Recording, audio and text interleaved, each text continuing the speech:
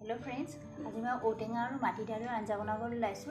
यार मैं औटेङाखिनि এনেদৰে থেতিলাই লৈছো। থেতিলাই লৈছো আৰু মাটি দালিকেইটা ধুই লৈছো। এতিয়া মই কুকাৰত 5-6টা চিটি আহিবলৈ দিম। এতিয়া মই কেৰাহীত তেলখিনি গৰম হ'বলৈ দিছিলো। এতিয়া মই 5 ফোৰণ কেইটামান দি দিলো।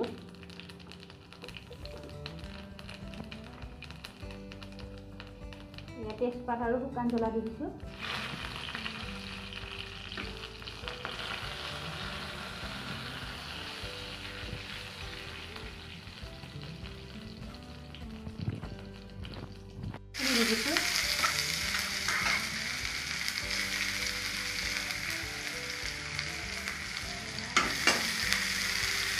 পিঁয়াজখিনি মই ৰঙচুৱা হ'লে ভাজিম। দি দিছোঁ।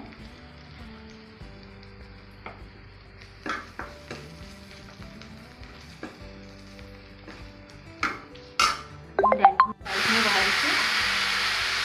এয়া ঔটেঙা আৰু মাটি দাইল।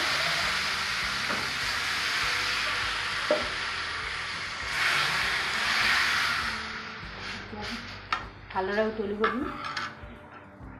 পানী অলপ দি দিম।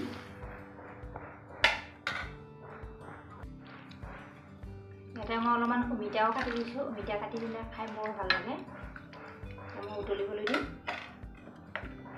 অলপ নিমখো দি দিছোঁ। এতিয়া মই ঢাকনিখন দি দিম। এতিয়া মোৰ মাটি দালিখন হ'বলৈ ধৰিছে। ধুনীয়াকৈ উতলি আছে। এতিয়া মই গেছটো অফ কৰি দিম।